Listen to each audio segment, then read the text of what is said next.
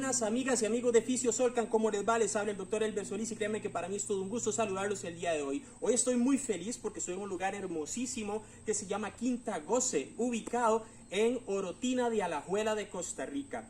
Chiquillos, chiquillas, el tema que viene a continuación es un tema que realmente me apasiona. Realmente es una de las cosas a la que le he dedicado más tiempo en mi vida y tiene que ver directamente con los adultos mayores y sus principales padecimientos. Este es un videito que grabamos algunos meses atrás a través de la plataforma de Facebook Live. Entonces, ustedes pueden notar que la presentación del video está en vertical y no en horizontal. Pero bueno, eso no quita el hecho de que la información es bastante completa y que creo que puede aclarar por completo la mayoría de las dudas que ustedes pueden tener con respecto al tema.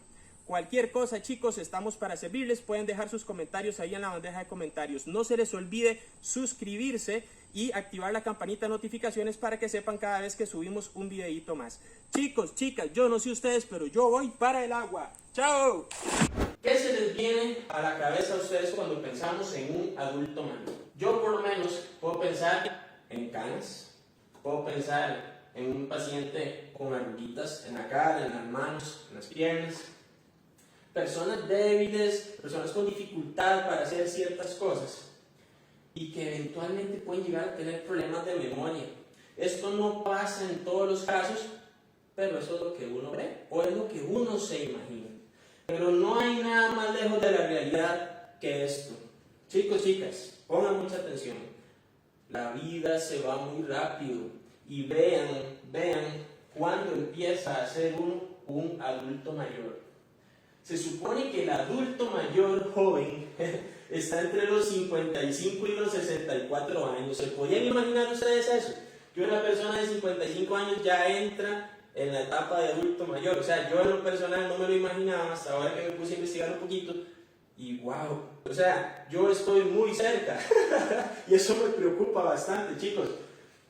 Vean qué interesante y lo rápido que se va la vida. Tenemos que disfrutarla hasta donde podamos y cuidemos nuestro cuerpo, que toda la actividad física, todos los cuidados en la alimentación y demás que tengamos hoy es el dinero en el banco para nuestro futuro. Y esa parte es muy importante, chicos, chicas.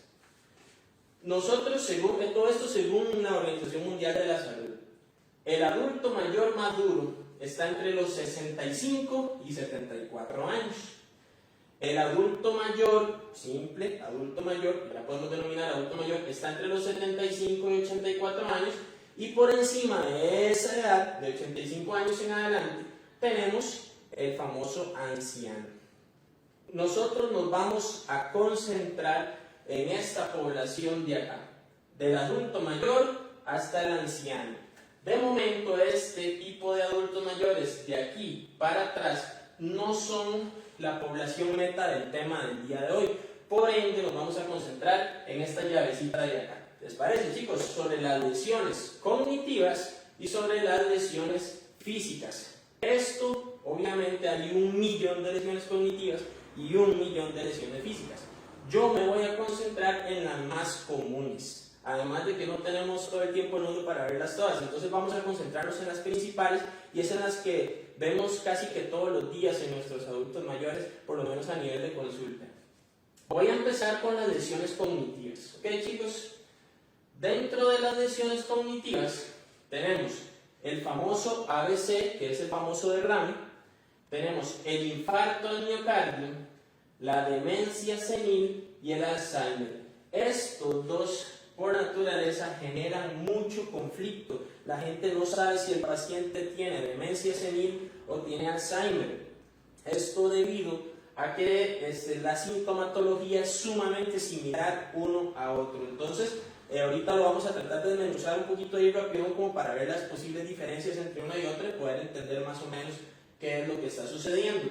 Y con respecto a lo que es el derrame y el infarto miocardio, es un poquito más sencillo lo que vamos a ir tratando de explicar. Vamos a hablar del ABC, accidente vascular cerebral o eventualmente derrame como es comúnmente conocido. Sucede que el derrame cerebral se da por un déficit de sangre en una zona específica del cerebro. Así de sencillo. No llegó sangre a una zona específica del cerebro. ¿Cómo sucede eso? Eso se da porque alguna de las arterias que lleva sangre hacia esa zona específica del cerebro se bloquea. Ese bloqueo se da por un sedimento de un coágulo sanguíneo o eventualmente una pelotita de tejido graso que se da por arteriosclerosis que se suelta. A eso se le llama embolismo. Y eventualmente ese émbolo va transitando por todas las arterias que son un poco más gruesas, pero cuando llega una que es un poquito más delgada, pega, no pasa y genera un bloqueo. Entonces la sangre que tenía que pasar a través de esa arteria no pasa, dejando de llevar oxígeno y dejando de llevar nutrientes a una zona específica del cerebro. Y por ende, cuando eso sucede, hay una muerte de células cerebrales, es decir, infarta esa parte del cerebro. No llegó sangre, no llegaron nutrientes y fallece, muere.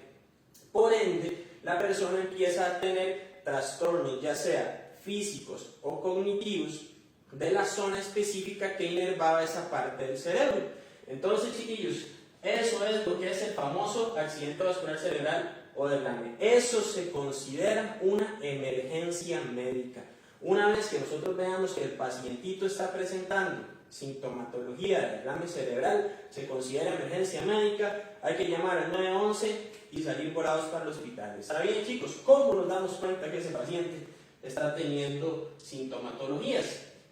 Básicamente, cuando nosotros vemos que el pacientito empieza a tener trastornos del habla, él no puede hablar adecuadamente, tenemos una pequeña parálisis facial, generalmente de uno de los dos hemisferios, se tiende a caer un poquito la boca, tiende a babear un poquitito, un ojo más caído que el otro, se mueve un ojo más rápido que el otro, ese tipo de cosillas pueden suceder. Tenemos una parálisis, puede ser total o leve, de uno de los hemisferios corporales, tanto miembro superior como miembro inferior, y ya sea del lado izquierdo o eventualmente del lado derecho. ¿Ok? Nunca va a ser cruzado, nunca va a ser brazo derecho con pierna izquierda, eso es muy difícil, casi que por no decir que es imposible. Eventualmente solo sucede de uno de los hemisferios, ¿correcto? Y esa parte es sumamente importante porque quiere decir que a nivel de corteza cerebral falleció una parte importante del cerebro que generaba el movimiento de esa estructura en particular. Si eventualmente es mi hemisferio derecho el que se vio afectado, el daño a nivel cerebral fue del lado izquierdo y viceversa. Entonces, quedó clarito por ese lado, chicos. Vamos a tener trastornos visuales. ¿Eso qué significa? La persona puede dejar de ver de uno de los ojos o eventualmente ver un poco más borroso, ya sea derecho o izquierdo, dependiendo del tipo de daño a nivel cerebral. La cefalea, que es un dolor de cabeza bastante común, de hecho eso es uno de los síntomas que más se da en este tipo de pacientes. Generalmente el derrame viene posterior a un dolor muy fuerte de cabeza, un mareo bastante intenso, y a la hora de que ellos quieren desplazarse de un lado al otro vas a evidenciar un trastorno de la marcha si no es que el paciente se cayó, ¿verdad? Porque eventualmente ellos sienten ese mareo fuerte, ese dolor de cabeza, y pues es muy común que se vayan al suelo, ¿verdad? Entonces también inclusive podríamos tener lesiones físicas adicionadas a este tipo de daño a nivel cerebral. Básicamente las causas son las siguientes: un bloqueo arterial o una ruptura de vaso sanguíneo. Esas son las dos causas por las cuales podemos ver que hay un accidente vascular cerebral. Cuando es por un bloqueo, como lo expliqué al inicio, que se bloquea, que se taponea la arteria y no pasa sangre, a eso se le denomina un accidente vascular cerebral isquémico. Eventualmente, a veces puede existir la posibilidad de que la sangre no llegue donde tenía que llegar porque se reventó la arteria. No necesariamente que se bloqueó, sino que ella se reventó y tuvimos un poco de hemorragia. Entonces esa sangre se sale de la arteria y no llega a la zona que tenía que llegar. Eventualmente a ese se le llama hemorrágico. Generalmente viene cuando hay algún tipo de trauma craneoencefálico, algún tipo de golpe a nivel de la cabeza, o que se revienta alguna de las arterias por un aneurisma o cosillas de ese tipo. Entonces ese tipo de situaciones puede suceder muy común, pero la más común es la isquémica. ¿Cuáles van a ser algunos de los factores de riesgo para eventualmente padecer de un derrame? Ok, el sobrepeso, la obesidad, siempre van a ser factores de riesgo para la mayoría de los problemas a futuro. La falta de actividad física, obviamente, si hay un sobrepeso es muy posible que haya falta de actividad física, ese también es un factor de riesgo importantísimo. Nosotros necesitamos que nuestro cuerpo llegue en las mejores condiciones posibles a esas edades avanzadas. Esta parte es muy importante. El alcoholismo, el tabaquismo y eventualmente la drogadicción, y estoy hablando de drogas ilícitas, ya todos conocemos lo que son las drogas ilícitas, son factores predisponentes muy altos de llegar a sufrir un derrame en nuestra vejez. ¿Qué tipo de tratamiento? Ustedes se van a dar cuenta ahora en el transcurso de esta charla que para todos los padecimientos que vamos a ir viendo, el tratamiento es sumamente similar. Siempre va a haber en los adultos mayores un tratamiento medicamentoso, eventualmente un poco de terapia física, todo lo que tenga que ver con rehabilitación y demás, y la educación y manejo familiar. Este tema es importantísimo. ¿Por qué? Porque si nosotros tenemos el viejito que vive en nuestra casa, nosotros tenemos que hacernos responsables de todo ese manejo que él va a necesitar después de que sucede el evento. ¿Qué estoy diciendo con esto? El tratamiento medicamentoso va enfocado en que el paciente no vuelva a sufrir otro derrame. Entonces hay que encontrar muy bien cuál es la causa por la cual el paciente está sufriendo el daño y eventualmente, una vez que encontramos la causa, ver cómo hacemos para evitar que esto vuelva a suceder. Entonces, de alguna manera, nosotros tenemos que utilizar algún tipo de anticoagulante para que se eliminen los coágulos sanguíneos que hay en el camino, para que el paciente no lo vuelva a sufrir. Entonces, el anticoagulante es uno de los medicamentos que se utiliza más comúnmente en los pacientitos con derrame. La terapia física va enfocada en que obviamente va a quedar un pacientito en cama, un pacientito con muchos problemas de la marcha, va a quedar un pacientito que eventualmente, dependiendo de la magnitud del daño a nivel cerebral y dependiendo del tipo de arteria que se haya bloqueado, así va a ser la cantidad cerebral que se ve afectada. Entonces, obviamente, entre más destrucción cerebral, más secuelas y más daños va a tener el paciente. Entonces, la terapia física va enfocada en que el paciente no se atrofie, en todos los cuidados de que las estructuras se mantengan móviles, de que el tejido muscular no pierda el tono y demás, todo ese tipo de cosas, arcos de movimiento y demás, todo eso es lo que se trabaja a nivel de la rehabilitación en terapia física. Y la educación con el manejo familiar es que yo como fisioterapeuta, que el doctor que receta los medicamentos como doctor, enfoquemos todo lo que nosotros sabemos que se puede hacer por el paciente para que el familiar lo esté haciendo todos los días de la mejor manera posible. Cómo hay que bañarlo, cómo hay que vestirlo, cómo hay que alimentarlo y demás, ¿verdad? Entonces esos son temas súper importantes. ¿Por qué no vengo yo y digo, ok, el paciente con derrame se maneja de la siguiente manera, lo voy a trasladar a la silla, de la silla a la cama, de la cama a la silla de la siguiente manera, se le va a alimentar de la siguiente manera? Porque todos los pacientes sufren daños diferentes. Ahorita en este momento desconozco si usted es de esas personas que tiene un pacientito con un derrame en la casa. Yo desconozco el nivel de daño cerebral que tiene esa persona. No sé si la persona es capaz de dar pasos o no, no sé si la persona se puede movilizar por sí sola o no, no sé si habla o no, porque la comunicación también es sumamente importante. Entonces, este tipo de manejo familiar se va a ir incorporando una vez que el pacientito se evaluó, una vez que ya nosotros vemos cómo está el paciente, qué capacidades residuales quedaron en el paciente, y eventualmente de una u otra manera ya podríamos enfocarnos a ver qué tipo de manejo es el que le va a dar la familia a este paciente. Vamos con el siguiente tema de hoy, que es el infarto al miocardio. Un infarto al miocardio es una obstrucción de una arteria en el corazón. Así de sencillo. Igual que una obstrucción en una arteria en el cerebro fue lo que ocasionó el derrame, una obstrucción en una arteria del corazón es lo que causa el infarto del miocardio. Son exactamente iguales las dos patologías. Simplemente el émbolo no subió al cerebro, sino que se quedó en el corazón y generó un infarto al miocardio. Simple y sencillamente esa es la única diferencia, pero es exactamente la misma etiología o la misma forma por la cual sucede el daño.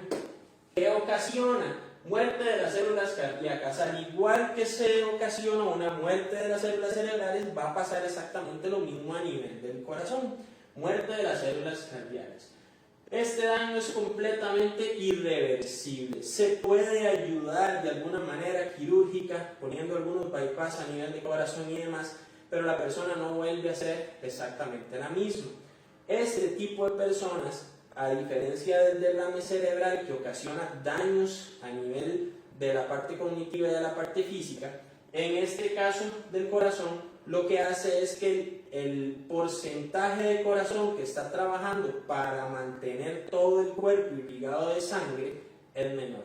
Disminuye el porcentaje de funcionabilidad coronaria. Entonces, chicos, chicas, si esa persona antes del infarto era capaz de caminar una distancia prudencial, eventualmente con menos flujo sanguíneo debido al daño que tiene el corazón, va a poder caminar menos distancia.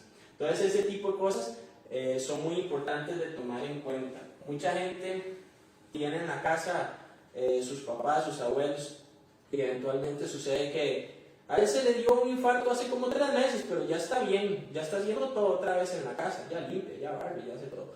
Y la pobre señora lo hace con mayor dificultad que como lo estaba haciendo antes de su infarto. Entonces, chicos, chicas, como poner la mano en el corazón y entender que ese tipo de cositas ya no debería hacerlas el paciente. Dichosamente, dependiendo del grado de daño que se ejecute a nivel del corazón, la persona tiene una respuesta muy positiva en su recuperación. Sin embargo, tenemos que entender que la recuperación no es al 100%.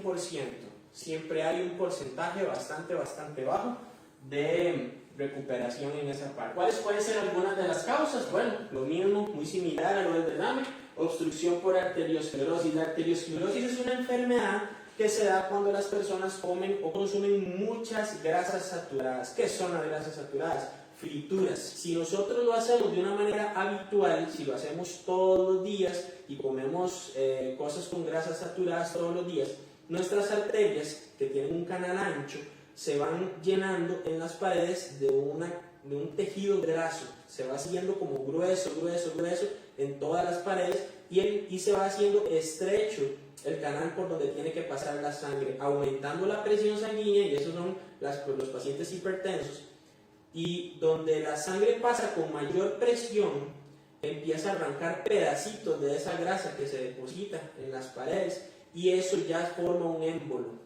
Ese émbolo va a navegar por su cuerpo, por todas las venas y arterias, hasta que llegue un momento donde entra en una que no cabe y se tapa, y ahí es donde viene eventualmente el infarto al miocardio o el derrame cerebral. Entonces, entender esa parte que es sumamente importante. La hipertensión arterial y la diabetes siempre van a ser factores de riesgo o causas importantes para un infarto al miocardio. Y volvemos al mismo, el tabaquismo, y se me olvidó poner el alcoholismo, también son factores importantísimos para evitar sufrir de un infarto. O está más decir que el sedentarismo es otra de las causas importantes para poder sufrir un infarto. Signos y síntomas. ¿Qué voy a ver yo con mi viejito cuando me está dando un infarto? Generalmente el dolor de pecho es famoso. De hecho, este es el único síntoma que realmente se repite en todos los pacientes. Todos los demás síntomas son opcionales. Pero en el momento que la persona sienta un dolor en el pecho, una presión como si tuviera un bloque de cemento aquí en el pecho, es una señal de alerta, y lo más inteligente es trasladarlo a nivel hospitalario porque se considera una emergencia médica. ¿Está bien? Que eventualmente pudo haber sido un gas que subió del estómago y le generó una presión en el pecho, sí, eventualmente pasa, y pasa muy comúnmente, pero es mejor prevenir que lamentar. Yo prefiero llevar a cualquiera de mis papás al hospital debido a un dolor muy fuerte de pecho y que me digan que fue por un gas. Yo eso, bueno, se lo voy a agradecer montones a Dios que sea por eso y no por otra cosa, y no pensar en que es un gas, quedarme en la casa y que más tarde mi papá esté sufriendo de un infarto o mi mamá de algo peligroso. Entonces, chicos, como para tomar en cuenta por ahí, estos otros síntomas pueden o no estar presentes, y esto es un dolor que irradia del pecho hacia el brazo izquierdo. Casi siempre es hacia el brazo izquierdo, pero se han visto casos de que también irradia hacia el brazo derecho. un dolor muy fuerte a nivel de la mandíbula, se da en algunos casos también, mucha rigidez de cuello. Generalmente también el infarto del miocardio viene asociado a periodos de mucho estrés, de mucha preocupación. Entonces el dolor en el cuello también viene asociado a ese periodo de estrés. A nivel de espalda también, relacionado a esto mismo que acabo de mencionar. Y un dolor muy fuerte en la zona abdominal. Vean qué interesante esto. Un porcentaje muy alto de pacientes que mueren por infarto mueren sentados en el servicio sanitario, en el baño. El dolor no desaparece con el reposo. Y esa parte es sumamente importante. Tenemos que tener muchísimo cuidado cuando nosotros vemos que el paciente siente el dolor, que va, que se sienta en la silla y demás, y aún así no siente un cambio, no siente algo positivo, sino que el dolor se mantiene firme. Ahí es donde tenemos que tener muchísimo cuidado con esa parte. ¿Qué tipo de tratamiento nosotros vamos a manejar? Dentro del tratamiento tenemos, bueno, lo que es el tratamiento medicamentoso, como bien lo mencionamos en el padecimiento anterior del derrame cerebral. El reposo lo vamos a agregar acá porque este tipo de personas necesitan o requieren dentro de su periodo de recuperación mucho reposo, porque para nosotros poder recuperar el corazón, de esa persona y recuperar las facultades que tenía antes, necesitamos de alguna manera un reposito para ir incrementando progresivamente las cargas del paciente. Entonces no se puede incorporar de lleno a la actividad normal, no se puede incorporar de lleno a todo lo que estaba haciendo antes del evento. Después viene lo que es la rehabilitación cardíaca, que eso sí nos compete a nosotros como fisioterapeutas, inclusive a veces es un equipo interdisciplinario junto con el cardiólogo, y de alguna manera ir viendo cómo vamos recuperando el paciente de acuerdo al porcentaje de corazón que está funcionando en ese momento. Y obviamente, una vez más, la educación en el manejo de la familia, cómo esa familia tiene que manejar el caso de ese paciente en particular. Siguiente tema, demencia senil. Este tema se las trae. De hecho, a mí me encantaría hacer como una charla solamente de este tema o solamente del Alzheimer, que son las demencias más comunes en nuestros adultos mayores, porque tienen muchos factores a tomar en cuenta. Nosotros necesitamos que de una u otra manera tengamos muy presente cómo es que funciona la mente de estas personas. Como nosotros pasamos tanto tiempo con nuestros adultos mayores en la casa y demás, no vamos notando que van apareciendo pequeñas situaciones donde el adulto mayor empieza a olvidar algo o eventualmente no sabe dónde puso las llaves de la casa, que eso a veces nos pasa a muchas otras personas, ¿verdad? Que eventualmente puede suceder, pero cosas sencillas, cosas básicas, algo tan sencillo como yo decir que no me acuerdo de qué acabo de comer y cosas de ese tipo, y uno lo ve muy normal porque el paciente se comporta bastante normal. Entonces aquí es donde tenemos que encender alertas, ir notando que papá o mamá ya no es el mismo, ya no tiene el mismo humor, ha cambiado un poquillo de humor, de personalidad y demás. Entonces ahí es donde podemos estar pensando en una posible demencia senil. La demencia senil generalmente se da por pequeños trastornos vasculares. Nosotros vimos hace un ratito el famoso accidente vascular cerebral. Ese se da por un bloqueo de una arteria grande, se bloquea y pasa todo lo que tenía que pasar hacia el resto del cerebro. En este caso nosotros tenemos pequeñitos microinfartos cerebrales en diferentes partes del cerebro. Cada una de esas partes que infarta, por chiquitita que sea, tenía una función, y cada vez que infarta una de esas zonas, y nuestro viejito empieza a perder una que otra facultad, ¿correcto? A esto también se le denomina una demencia meramente vascular, pero también se relaciona con la demencia senil directamente porque sucede durante la senilidad del paciente. Entonces esa parte también es muy importante de entender. Va a haber un deterioro en la función cognitiva. Claro, esa persona ya no va a ser la misma, no va a hacer el mismo razonamiento, ya no va a tener la misma capacidad de comprensión, ya no va a poder expresarse de la manera que se expresaba. Inclusive temprano estaba hablando con una persona que me comentaba que ya la señora que tienen a cargo come casi que por inercia. Antes decía, eso me gusta, esto no me gusta. Ahora simplemente come porque tiene no sé, el impulso tal vez de comer y de llenarse y le dio hambre y se come lo que sea. Entonces, ese tipo de cosas son sumamente importantes de entender con esto. Hay trastornos en la memoria, a nivel de pensamiento, a nivel de la orientación. Ellos muchas veces no saben dónde están. Yo tengo el caso de muchos pacientitos que desgraciadamente me ha tocado ir viendo su deterioro, que eventualmente estando en su propia casa, no saben que están en su propia casa. Les cuesta identificar quiénes los rodean y ese tipo de cosas duelen mucho, yo entiendo, pero son cosas que suceden en esta demencia que es bastante cruel, digo yo, con nuestros viejitos. Problemas de cálculo, no solo a nivel matemático, sino que una persona no calcula que si hay una grada yo tengo que poner diferente mi pie o tengo que agarrarme de algo para no caerme. Ellos simplemente van y salen rodando, ¿verdad? Entonces ese tipo de cosas son sumamente importantes y ustedes van a notar que en el lenguaje de esa persona vienen cosas muy complicadas. Ya usan un porcentaje muy bajo de las palabras que utilizaban antes. Se han visto casos de personas muy cultas con un léxico bastante enriquecedor y de una manera o de un pronto a otro esa persona deja de utilizar palabras más técnicas, se empieza a basar en un grupo muy pequeño de palabras y después va olvidando hasta que se queda como con un sí y un no. Y eso es bastante difícil de ver, bastante fuerte y incomoda bastante. Máxime si le has tomado mucho cariño al paciente, ¿verdad? Entonces eso duele bastante, pero bueno, son cosas que suceden dentro de esta demencia. Dentro de todo esto que yo les voy diciendo, pues aparte de lo que es la información como tal, también mucho se los voy comentando a nivel de experiencia, porque me ha tocado vivir bastante este tipo de cosas con los pacientes.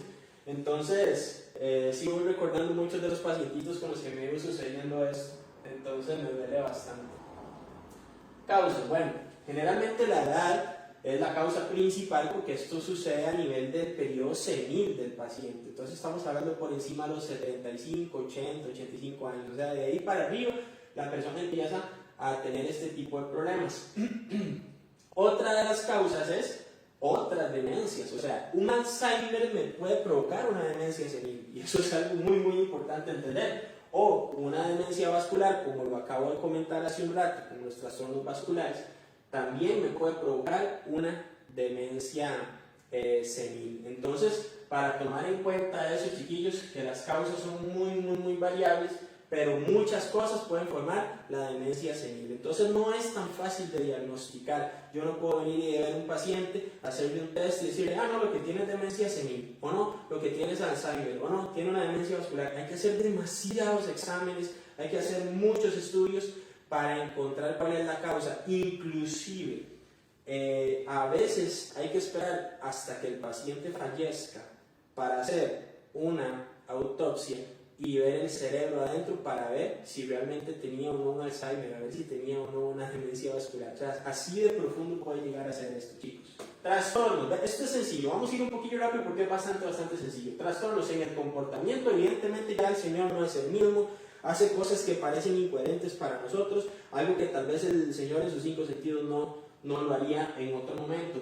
Este es algo muy importante, la personalidad. Puede ser que el señor o la señora eran personas muy amables, muy sociales y de un pronto a otro empiezan a hacerse bastante groseros, bastante chichosos, bastante incómodos. Ese cambio en la personalidad puede ser un indicativo de una demencia senil. Como les comentaba, el lenguaje, la persona se hace más reservada, casi que termina en un sí y un no. Trastornos del lenguaje son muy importantes. La memoria, obviamente, si guardó algo es muy posible que dentro de unos minutos, unas horas ya no se acuerde dónde guardó las cosas. Sabe que la guardó pero no se acuerda dónde. Y esa parte es muy importante también. El pensamiento, el razonamiento, ellos ya no razonan de la misma manera, ya no piensan en consecuencias, ya no piensan en un montón de cosas. También esa parte es muy importante. Los trastornos del sueño. Muchos de estos pacientes duermen durante muchas horas del día, eventualmente durante muchas horas de la noche, pero no es nada raro ver un paciente que físicamente esté bien y que tenga una demencia senil bañándose a las 2 de la mañana o alistándose, planchando ropa, viendo a ver cómo se mueve y demás. Ese tipo de cosas suelen pasar con este tipo de pacientes, entonces hay que tener mucho cuidado con este tipo de situaciones. Muchos de esos pacientes se van dando cuenta de su mismo deterioro y eso genera mucha depresión en ellos. Entonces también eso es un tema a tomar en cuenta, porque si viven con nosotros y si eventualmente nosotros amamos a nuestros padres, amamos a nuestros abuelos como decimos amarlos, hay que entender que ellos se pueden deprimir de ver lo que les está sucediendo. No es solo pensar que cólera, ahora tengo que pagar no sé cuánto por los medicamentos nuevos de papá o de mamá y eso no estaba en mi presupuesto, cosas de ese tipo. Pero ¿qué pasa? Que eso va generando depresión. Si el Señor escucha, ellos no son tontos, ellos van dándose cuenta de muchas cosas dentro de su mismo deterioro y eso va a generar mucha depresión. Entonces, tomarlo en cuenta también, chicos, que ellos se nos pueden deprimir bastante fácil. Cambia mucho su alimentación, ya ellos no van a comer la cantidad que comían antes, ya no gastan tanta energía, no consumen la misma cantidad de líquidos, cosas de ese tipo.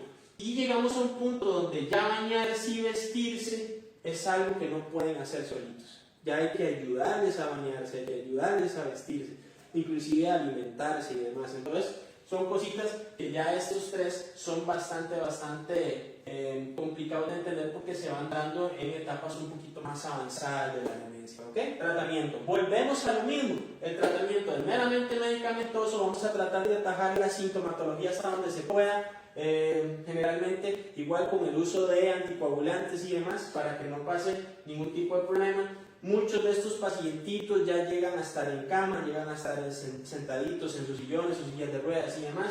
Entonces la terapia física es fundamental para que no se atrofien, no pierdan elasticidad, darles un poquito de calidad de vida para que ellos se vayan sintiendo cada vez mejor, que no tengan dolores, que no tengan contracturas y demás. El Alzheimer es un tipo más común de demencia. De hecho, entre el 70 al 80, tal vez cerca del 90% de los casos de demencia a nivel de adultos mayores viene siendo de Alzheimer, no necesariamente de demencias vasculares ni de demencias seniles. Es sumamente común en todo lado hablar de Alzheimer, inclusive ahora hasta hay un día de Alzheimer, una semana de Alzheimer y demás, ¿verdad? Entonces, un mes, creo que es un mes de Alzheimer. Entonces, ese tipo de cosas nos dicen a nosotros que es un tema sumamente común y que está atacando con mucha fuerza a nuestra población de adultos mayores. Generalmente se caracteriza por tener un inicio lento, entonces es muy posible que usted pueda pasar varios años con el adulto mayor sin un deterioro real, como que empezó con cierta sintomatología y ahí se va a mantener un tiempo. Sin embargo, empieza a empeorar después de cierta cantidad de tiempo. ¿Ok? Eso es una generalidad. A veces el deterioro es bastante rápido desde el inicio. Entonces, mucha gente no se había dado cuenta, tal vez por la falta de atención que se le da al adulto mayor, que eventualmente ya venía con cierto deterioro y no lo habíamos notado, ¿verdad? Entonces esa parte también es sumamente importante a entender.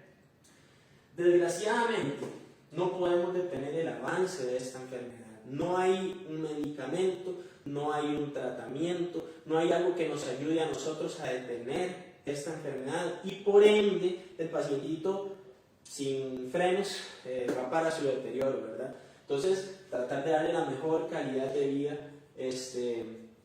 a ellos porque, pobrecitos, ¿verdad? No se merecen tener una calidad de vida mala en esa parte o en ese momento de su vida. Este tipo de demencia se caracteriza, y lo dejé de último porque esta es la característica principal del Alzheimer. Hay un déficit en la capacidad de almacenar información nueva.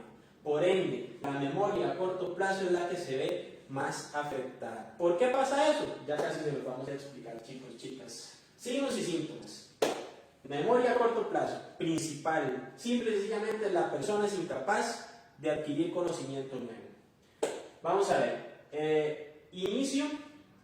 Vamos a ver. Ok, al inicio sí hay bastante conciencia de lo que la persona tiene. Inclusive ellos mismos se frustran de saber que tienen algo, que se les está olvidando las cosas. Y eso duele mucho, esa etapa es bastante fuerte porque la persona dice, es que yo no sé qué es lo que me pasa, que eventualmente se me está olvidando esto, se me está olvidando lo otro. A veces dice, pero ¿cómo era que se llamaba mi hijo? Dios mío, ¿cómo era que se me llamaba mi hijo? Y se les olvidan, hasta el rato por allá se acuerdan. Y eso es algo muy interesante porque a veces olvidan inclusive cosas del pasado, que en buena teoría la característica es que ellos recuerdan perfectamente su pasado, pero a veces pasa que no se acuerdan de cosas del pasado. A veces reconocer rostros se les dificulta. pero donde ellos mismos se van dando cuenta de que no logran memorizar las cosas o de que se les olvida algo bastante rápido, se deprimen montones. Viene siendo lo mismo que la demencia senil. Entonces hay que tener muchísimo cuidado con eso. Los cambios de humor, claro que sí, el cambio de humor en el adulto mayor con Alzheimer es gigante, principalmente por algunas cosas. Y aquí voy a hacer un paréntesis, y esto a mí a veces me gusta mucho explicarlo, pero al mismo tiempo como que me estorba y me molesta mucha gente que lo hace tal vez sin la intención de lastimar o sin la intención de hacer algo malo, pero lo hacen y me molesta y me estorba. A veces está un paciente con Alzheimer que no tiene una conciencia, ni tiene una idea ni de dónde está, ni por qué está ahí sentado, si ya comió, si no comió, si ensució o no ensució su pañal, si está sucia o no está sucia su ropa. Él no sabe qué es lo que está pasando con él. Y alguien viene porque sabe que tiene que cambiarle el pañal. Yo sé que va a ir a hacer algo positivo por el paciente, va a ir a tratar de cambiarle el pañal y demás, pero simple y sencillamente viene, lo abraza, lo alza y lo pasa a la silla. Eso genera en el paciente un cambio de humor muy súbito. Imagínese lo que es estar usted sentado viendo televisión y que alguien venga sin ninguna razón, lo levante a usted, lo tiene en una silla y se lo lleve. ¿Cómo te puedes poner? Te enojas, te molestas, te incomodas. Simple y sencillamente porque él no entendió por qué es que lo están quitando de donde él está.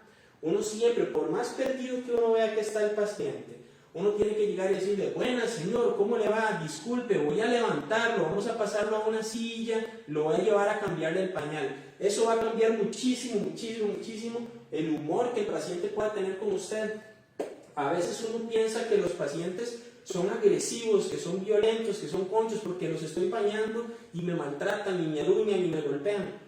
Yo hago la pregunta: ¿les explicaron ustedes al señor que lo iban a bañar? ¿Le explicaron ustedes al señor que lo iban a pasar a otra silla o a un sillón o a la cama? ¿Le explicaron que le iban a dar de comer?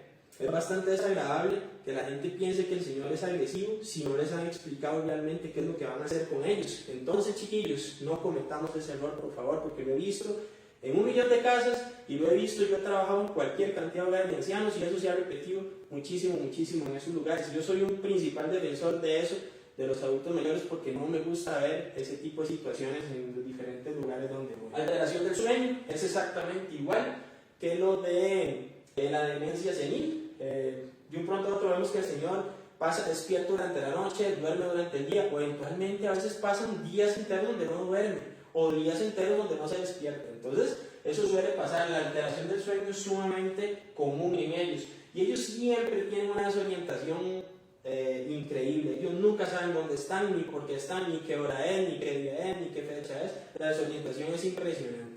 Entonces, otro punto a tomar en cuenta para no enojarnos con el Señor si no hace lo que le estamos pidiendo. Él no sabe lo que está haciendo, no sabe cómo lo está haciendo, ni por qué lo está haciendo, ¿verdad? Entonces, tomar en cuenta todo eso, chiquillos. ¿Cuáles pueden ser las causas? Son sumamente similares a las de la demencia senil. Sin embargo, en el Alzheimer aparecen 2 tipos diferentes de proteínas que nos ayudan a formar unas placas y unos ovillos, que son como unas membranas, como unas telas, que generan como una pared justamente en el puente de donde viene la información nueva y se trata de almacenar en el disco duro cerebral. Esto lo expliqué de esta manera para que sea más fácil de entender. Lleva una explicación un poquito más específica, pero esta fue la forma más sencilla que encontré. Entonces, estas placas y estos ovillos que se forman como una pared, aquí como un callo.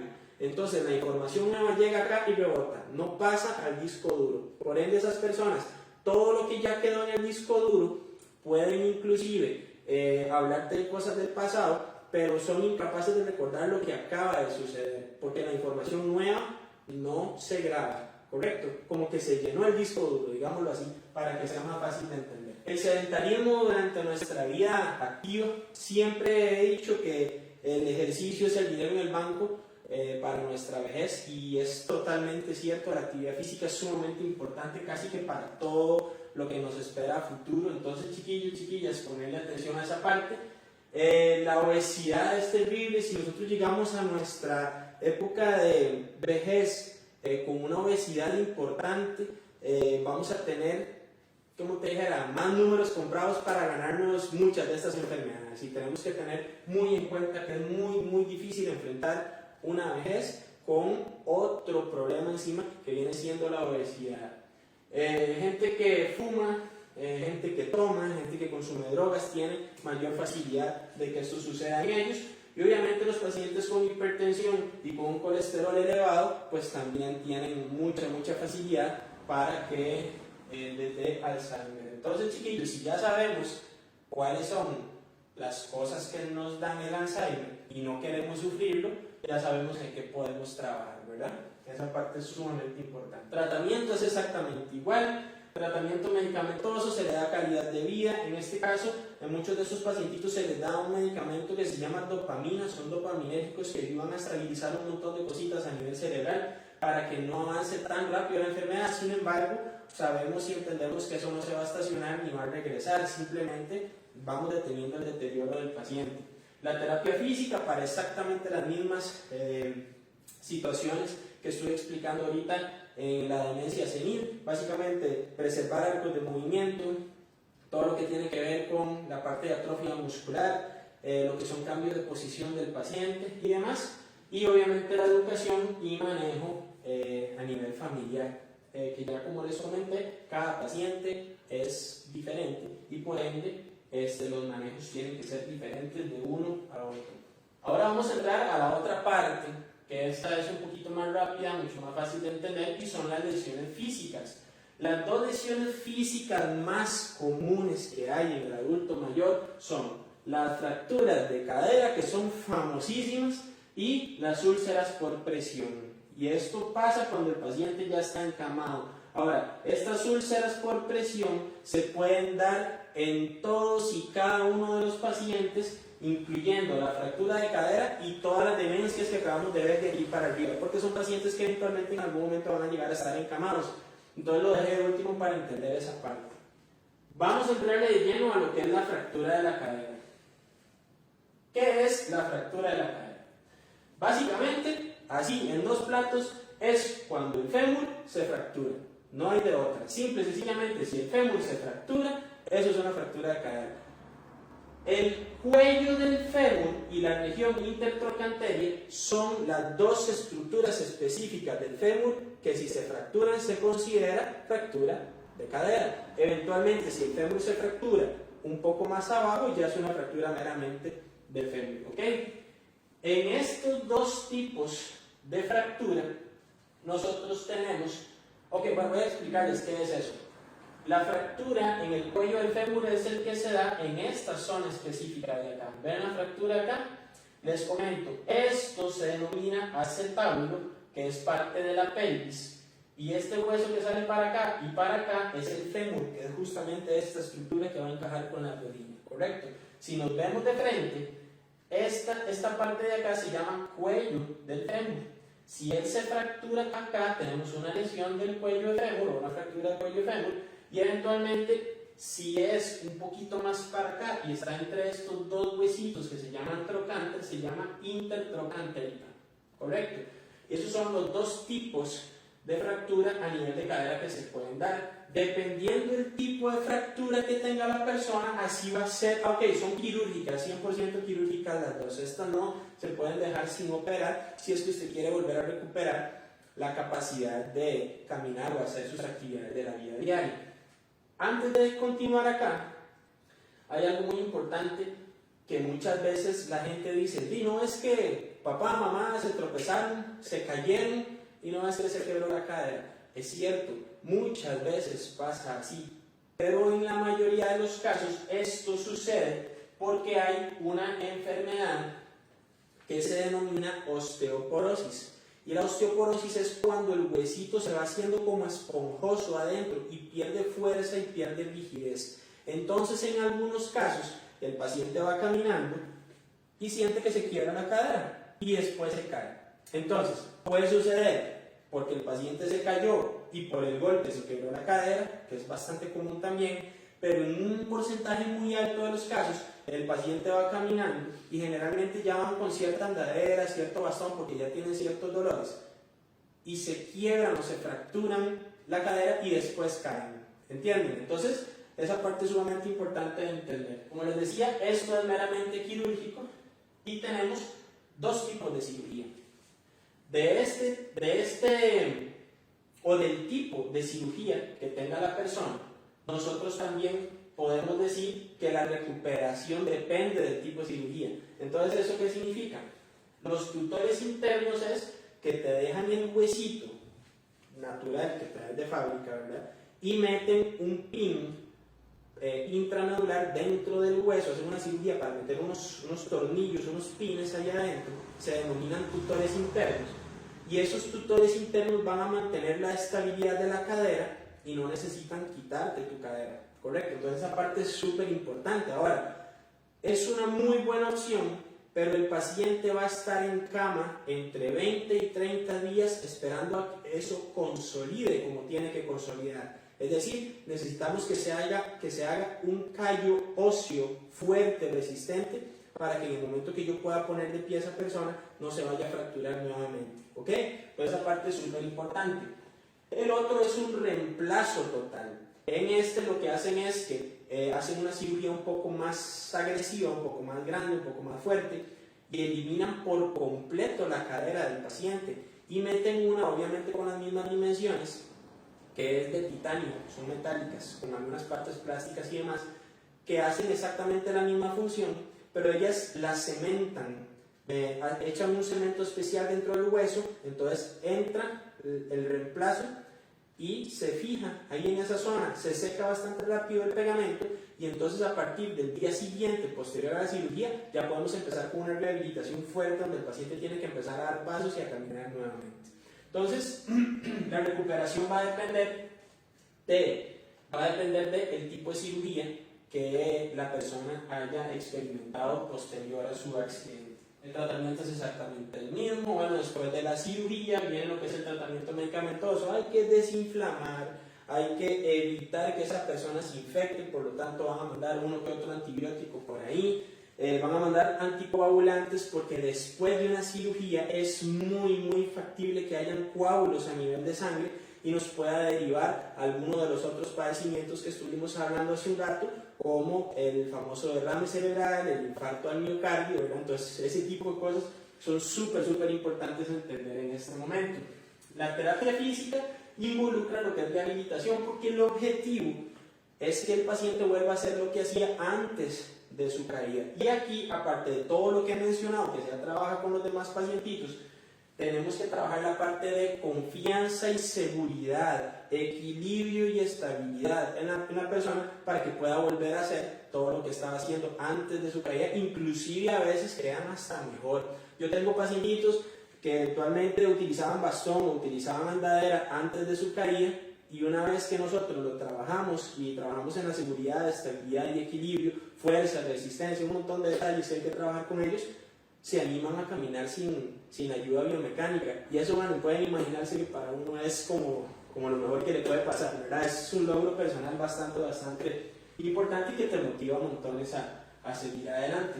Y obviamente lo que tiene que ver con la educación del manejo familiar es importantísimo, porque en este caso, en este tipo de pacientes, sí es sumamente factible que el paciente vuelva a la normalidad o inclusive mejor de como estaba. Entonces la familia tiene que apoyarlo y asistirlo para que el paciente pueda recuperarse mucho más rápido y que haga las talillas que se les dejan por ahí y que pueda mejorar con mayor facilidad, ¿correcto? Vamos con el último temita del día de hoy, que son las úlceras por presión. Yo sé que la imagen es un poquito gráfica, yo sé que es bastante grotesco verlo por ahí, pero es sumamente importante entender qué es una úlcera por presión.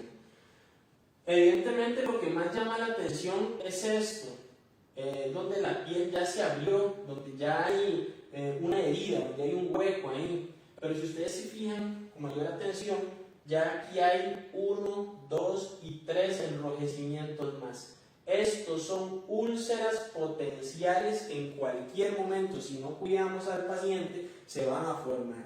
Entonces, cuando nosotros veamos este tipo de rosetas o este tipo de enrojecimientos en las superficies óseas, donde hay huesitos en el paciente, pues de alguna manera es muy importante entender que hay algo que no estamos manejando bien a nivel del paciente, ya sea encamado o en sedente.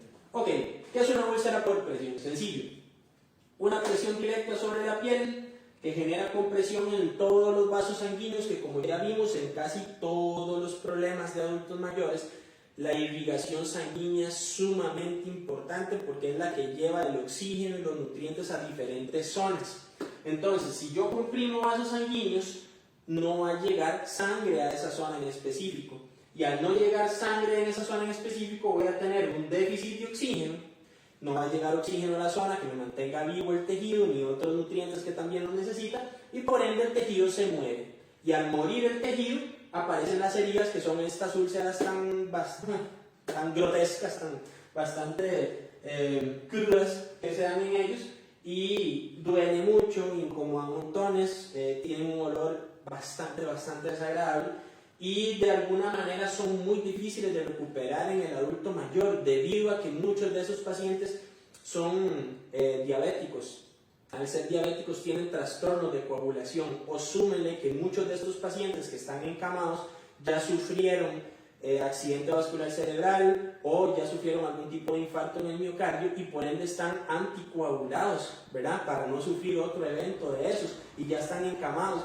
Entonces viene, ¿cómo es costo-beneficio? Hay que ver cómo hace uno para quitar anticoagulantes ante el riesgo de pensar de que le pueda dar otro derrame, otro infarto, pero hay que sanar primero que nada la herida. Entonces es como un encontronazo de opiniones ahí bastante fuerte ya a la hora de que se maneja este tipo de pacientes. ¿Cuáles son las causas? La primera son los pacientes encamados o pacientes que pasan mucho tiempo sentados, ya sea en un sillón, en una silla de ruedas, cosillas de ese tipo. En este tipo de pacientes yo siempre recomiendo, y yo sé que todos son gastos y yo sé que todo es dinero y todo lo demás, pero si de verdad nosotros hacemos un esfuerzo podemos adquirirlo, inclusive entre varios hermanos y demás. Hay unos colchones que son inflables, unos colchones que están pegados a una maquinita que los mantiene constantemente inflados, tienen varias burbujas de aire, no son tan caros tampoco, pero mucha gente sí lo piensa para comprarlo.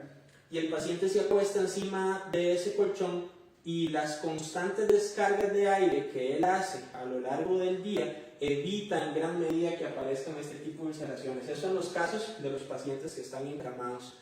Los cambios de posición son importantísimos. Estos pacientes necesitan cambiar entre cada 2 o 3 horas la posición. Si están viendo para un lado, hay que cambiarlos boca arriba, para el otro lado. A medida que se puede evitar boca abajo sería mejor, porque en ellos a veces se pueden ahogar. Pero si lo pueden manejar y están pendientes de ellos, también se puede utilizar la posición boca abajo en caso de que se necesite. Esto en caso también de que haya una úlcera por presión a nivel sacra. Entonces esa parte también es sumamente importante.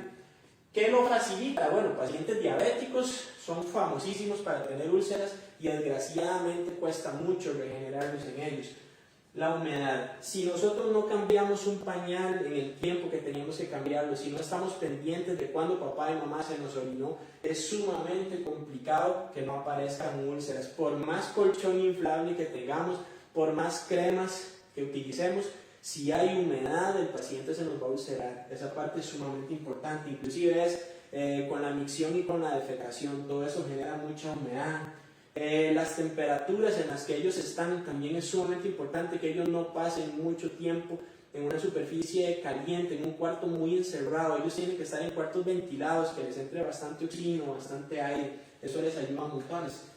Y obviamente una falla en los cambios de posición puede causar muchas úlceras. ¿Eso qué significa? Que la persona que estaba a cargo de la persona no cuidó constantemente cada 2 o 3 horas el cambio de posición del paciente. Si el paciente permanece mucho tiempo en una misma superficie, pasa lo que he comentado hace un rato, que se comprimen los vasos sanguíneos y eventualmente aparecen las úlceras por presión. El tratamiento viene siendo exactamente el mismo de las anteriores. Medicamentos, aquí se incluyen antibióticos, se incluyen cremas, se incluyen